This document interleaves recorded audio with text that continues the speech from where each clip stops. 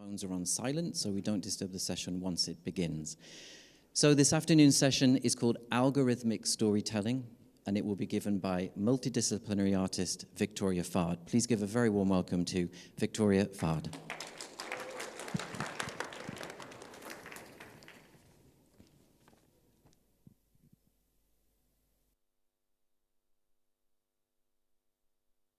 Thank you, Joseph. Good afternoon, everyone. Did you know that before I stood here today and said a single word, the story already began? You moved through it, you explored it, and you engaged with it. And for me, that's what matters. Because storytelling isn't only about what is created, it is about how it is experienced. My name is Victoria Fard, and I create digital worlds for us to step into, not just to observe, but to experience together. Long before stories were written down, they were shared through gatherings, just like this one, around circles, around tables.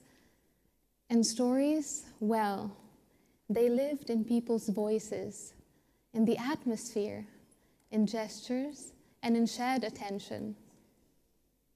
And people weren't just listening to the storyteller, they were listening together. Over centuries and across cultures, storytelling was used to exchange ideas and to share different ways of seeing the world.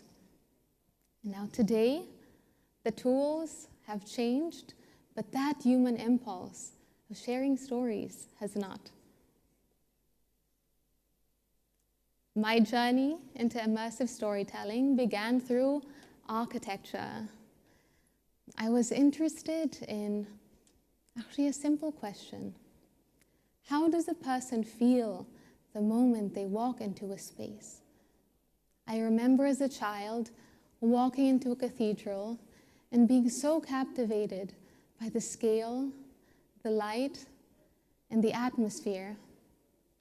Can you think for a moment, has there ever been a place that has stayed with you? And what made it unforgettable? For me, I wasn't just walking into a cathedral. I remember feeling something inside, and that feeling always stayed with me. And as I journeyed on through architecture, digital fabrication and computational design, I became interested in ornamental geometries, different forms and structures. But underneath all of this exploration was another question, which is, can a digital space create the same sense of awe? Over time, I realized I didn't just want to recreate cathedrals. I wanted to recreate what they do, which is to create spaces we can step inside and see differently. And that question became the foundation of my work.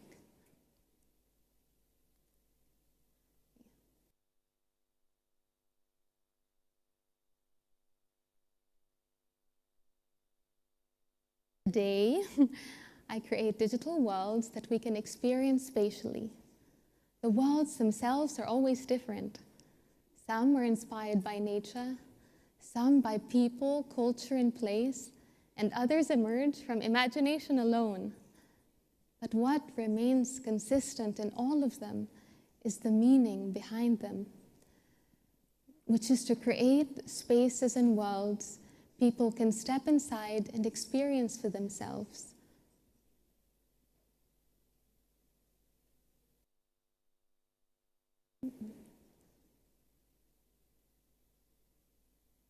And what moves me the most is the moment a person stops feeling like an observer and suddenly feels like a participant. Their feet are on the ground, but their attention is taken elsewhere. Can you think of a time that maybe a place or a story completely absorbed you? If yes, then you know exactly what that feels like.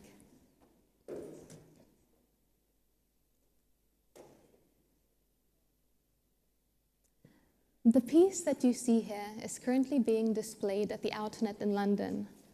The screens are over 4 stories high, and I was working with a 16,000 resolution canvas.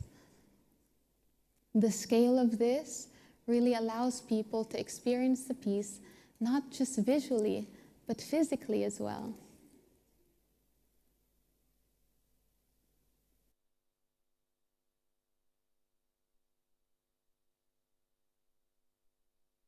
So how do I build these worlds? Well, technology is the medium I work in, and my paintbrushes, they're 3D programs, 3D tools, custom systems that generate a lot of possibilities.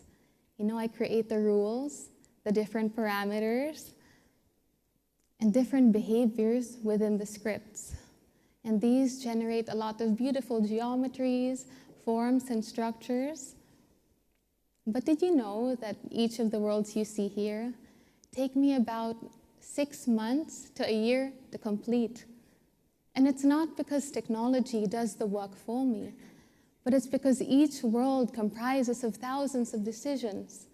What to keep, what to remove, and what deserves to exist. What fascinates me is the dialogue between the artist and the system. Because the system does not recognize why one choice matters more than the other. It has never walked into a cathedral, it has never traveled, nor has it ever carried a memory of a place. That belongs to me. And the worlds that you see here are shaped by my humanity, by my intentions and my values. So the tools help me build the worlds, but I decide what matters.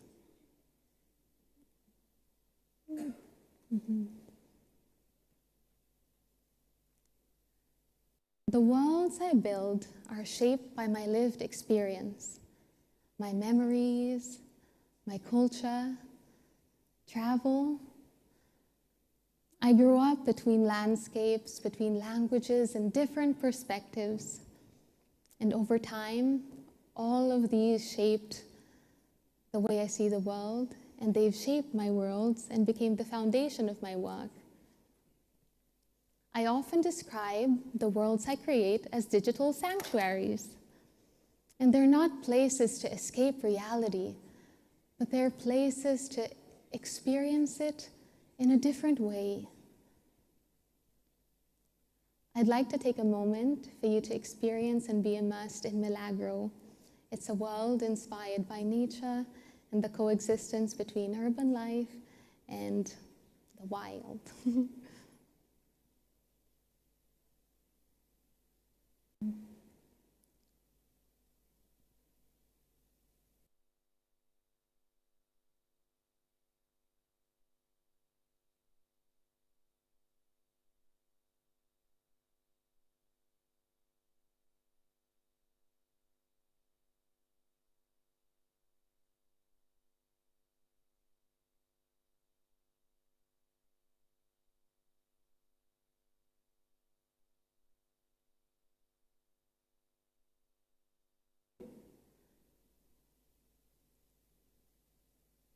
So the worlds I create are invitations. Invitations to pause, to be present, and to rediscover the familiar with fresh eyes, to step into a shared space and experience something personally meaningful with it. Because in a world that's constantly moving, constantly consuming, and constantly distracted, sometimes it's easy to forget to see what's right in front of us.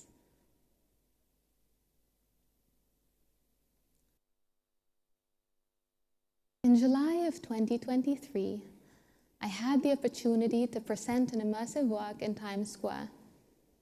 Every night, for 3 minutes, on over 100 screens, one of the most sensory-charged places in the world became unexpectedly calm, and over 2 million people experienced the work in person and online.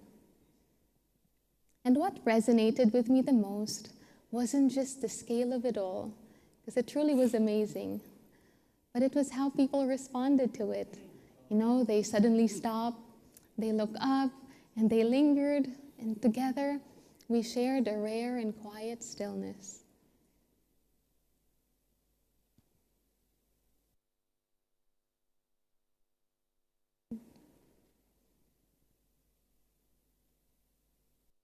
Has there ever been a time where something took your attention completely, and it's not because someone told you to stop, but it's because something captured your heart and captured your attention?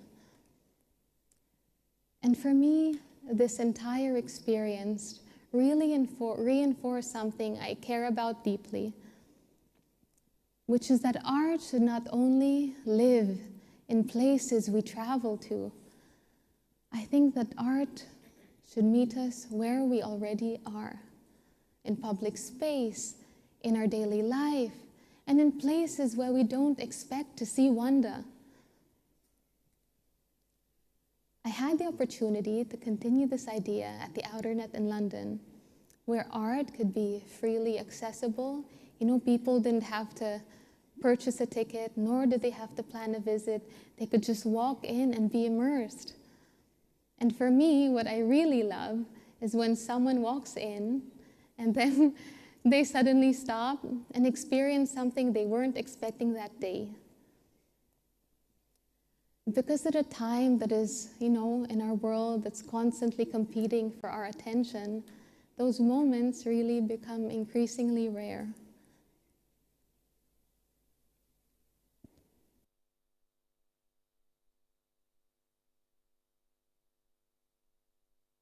I don't think that storytelling is being reinvented. I think it is expanding. Technology allows stories to be shared more immersively, it's more accessible, and it reaches people more than ever before. But the goal remains remarkably familiar, which is to move people and allow people to see the world differently. And the tools will change, especially with AI. You know, it will surely evolve. But the meaning comes from our human experience, you know, from our intention, our values, our memories, and the things we pay attention to. The worlds I build are digital sanctuaries that transform stories into shared experiences that remain personally meaningful. Because storytelling is not only about what we see, it is about how we experience it. Because sometimes how we experience changes how we see. Thank you so much for stepping inside. The worlds I create are just the beginning, but their meaning lives on with what you carry back with you. Thank you so much.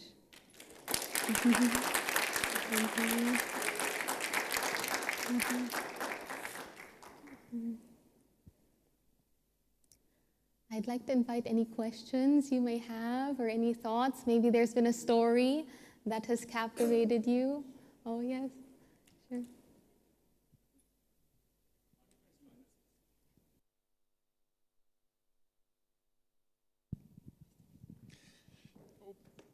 Thank you so much. That's quite amazing, especially the scale of the Times Square installation and harking back to cathedrals.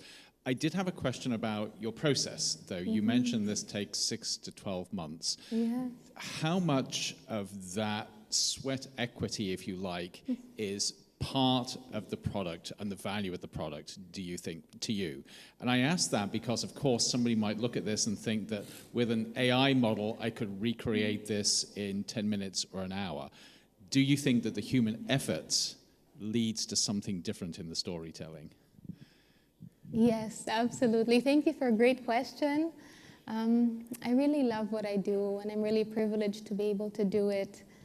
And for me, I learn in the process of doing all of these. But sometimes the worlds I make, as I mentioned, come from my imagination. And sometimes creating that, like creating a building, takes time. So as I build it, suddenly I discover little pockets where I'd love to develop and build more.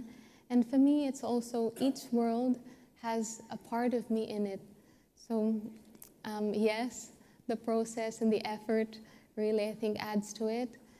I think my worlds are, some are over like 700 gigabytes of just data, but it's because I love detail and I love being able to portray it and share it through, the skills that I have developed of creating worlds digitally with modeling. And yes, thank you for your question. Yes. Lovely artwork. My question is, have you explored making a game where you can have someone actually walk through and just keep exploring the world, something like a beautiful GTA sort of thing, where basically you have a person just walking through and exploring the world? Because I think a lot of us, especially in the younger generation, would actually love to play such games where there's no mission, you just keep exploring and you keep seeing beauty as you walk through it. I think that's a wonderful question, and that's a great next project. But also, for the first time, actually, one of my worlds, Momentum, has been integrated into AR. And we've worked with an amazing technology company, Augmento, and of course the forum, to give that experience. So now you don't just, see it visually, but you can actually move through it. And so that's a great question, and I think that's definitely something I would love to pursue. So then people can also be immersed with it as the things are right next to them. Also, before I end and answer the next question, after this, I would love to personally invite you downstairs. We have our exhibition.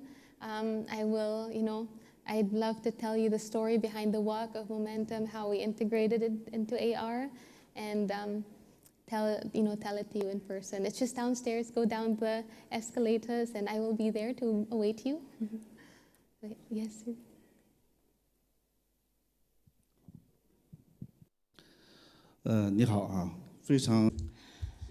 It's a very beautiful video and also very good experience. I'm the curator. I'm Zhang Jianjun. We have a lot of music from across the world. Just now we've noticed the beautiful scenery you've created. Music can inspire people, can inspire people's heart and mind. Art can elevate our taste, enrich our life. For such a beautiful scenery you've created, if your scenery or storytelling can be combined with the music, I think that would be much better. We have 2,970 musics in our museum, and also for the next step, if you want to combine your storytelling, beautiful scenery with the music, either the year-old chime of Chinese nation or the piano played by Master Beethoven will be very wonderful thing. Our museum is about 1,500 meters from here, and our museum is a very important reception venue for Davos, and we welcome you to visit our museum to help you inspire your next project.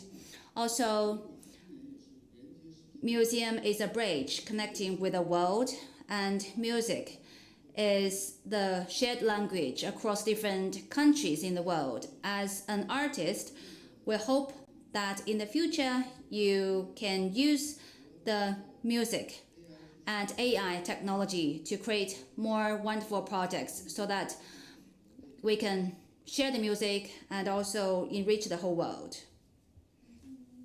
Thank you very much. That invited me to experience the museum that he's part of. And I would love to. Thank you for your invitation. But also he was talking about how integrating orchestra, music, piano to the worlds will make it more immersive. Thank you for your question and invitation.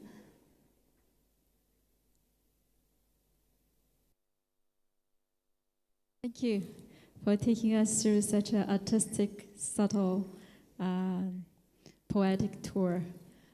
So I wonder, given the technology, because you work on the VR technology, but given the generation of AI capability just astonishing now. So I was wonder, what's your next dream? Where you're going? How you would? What kind of possibilities that may open up to artists with this AI models? Yes, personally, I don't use AI in the work that I do. I think with AI, it's amazing. I think it's wonderful in the sense that it gives people opportunity to be creative. Everyone has their tools.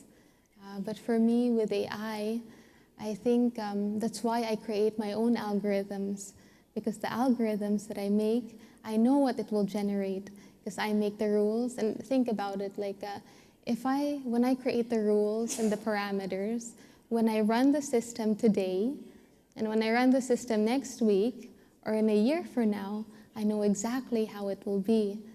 But with AI, because I'm not privy to all the back-end work, what it will generate will be different each time. And in the worlds I create, it's really inspired by my experiences, my culture, nature, and even meeting you today, I'm sure it will inspire me to create something new. But what I see in my mind is very clear at times, and I use the tools that I know to then help me really visualize it and make it into a reality. Because sometimes I wouldn't just want to type something and it will come up with an amazing world and image, but it's not what I had in mind. So I try to materialize and realize the worlds, the things I'm inspired by through the tools like algorithms, 3D modeling. Yes. Thank you. That's kind of a problem I think many artists face when they try to use AI, is the way you summarize it as a controllability. It's hard to, in the macro level, really map what you want, but I'm thinking may technology come in there. Thank you. Thank you. Yes, I think with, say, the algorithms and scripts we create, it's in your control. So I have control, full control of what I create. Yeah.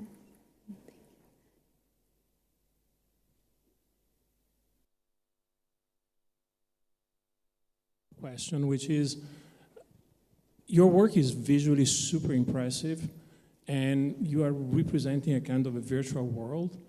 But what struck me is almost an irony, but probably it's wanted, the fact that it becomes way more powerful despite being virtual, because it's real on a big scale. Because the impression of this screen would be, if I look at on my iPhone, would look completely different than this. If you look at time scale, this immersive, this cathedral, is this something that it's part of your creative process? How do you play with it and working virtual but building it real but not really for real? How is part of your creative process? Thank you for your question. Actually, what's fascinating about that is that my worlds come alive the moment you see it. I work late at night, overnight, don't sleep, because I really love what I do. But for me, like even working at home in my desktop, it really only gets its life when I know people get to experience it. And scale is a big part of it. Because I think when it is experienced in such a big, in big scales, then I know what I've done. It's like people can actually be in it, and they can only be in it when it's experienced. It's like a maximum, capabilities. That's why even at the outer net, the screens are in such a high resolution, because at times it's like 4K, and that was not 8,000, it was like 16,000. So I knew like every detail had to be seen, and so yes, I think when I build the worlds, they come alive when they're at big screens and they're immersive, because I think that's also the purpose. I love creating worlds we step into, because then that's how it becomes part of us, part of our the surprise that we can experience through entering the artworks. First of all, I'd like to add what we're all probably thinking, that you're a very gentle soul, and it's very soothing, your presence, and it shows up in the art as well. But I'm thinking a bit more about the muscle or the habit of imagination and creativity as one of the most important skills to cultivate for resilience in the future and to create the kind of world that we actually want to live. So my question is, what habits in your daily life do you have to cultivate and expand your imagination? Thank you for your question and for your kind words. For me, I get a lot of my inspiration from my family. I think I'm very family oriented, and the values of just being together, togetherness, and I'm also a new mother, and I think for me that is, it inspires me every day, and even if it's challenging at times, I think they inspire me each day. And also, I think, as I mentioned, travel and seeing new things, meeting new people. I love people and learning about cultures, and I think growing up, because I also come from, again, many different worlds, I think I see the world in that way. And I think just remaining very open, you know, your heart is open, your mind is open to learn. I think having that heart helps me keep my imagination flowing and just being open to what is in front of us with that mind and that mindset of being positive and knowing that, you know, we're here to learn, to absorb, and to, you know, to be better. And yes. Hello, good afternoon. Good afternoon. Hi. Oh, yes. First of all, I want to thank you for your efforts of making art more accessible to the public. Yeah. I mean, we understand that not all has access, and what you're doing is really making an impact in that way. I just wanted to pick your brain on like being a creative and as an artist. Have you experienced burnout, and how do you deal with it? Like any tips also like to artists who would deal the same way? Yes, I have. But I guess it's just taking it a step at a time. You know, we cannot always control everything, but we just have to understand what we can do. And when it's time to rest, I think you just have to listen to your body and give yourself the grace to be able to do it. I think there's strength in being able to continue, and also takes strength to know that, okay, I need some time to recover just so that you don't fully burn out. And yeah, so it's, and sometimes there's not even a balance, but you just have to listen to, you know, your body, listen to, you know, surroundings, and don't put so much pressure, because really at times you cannot control, but all we can do is to do our best. And we set our own, you know, limits with things. But yes, just give yourself the grace that it's okay. And, you know, in the end, I know it will, you know, it can be finished. You'll be able to do it excellently. But yes, just extending that, you know, have peace, it will be okay. Thank you. Thank you so much. Please come join us downstairs if you'd like to experience our exhibit of Momentum. Thank you for your time. Thank you.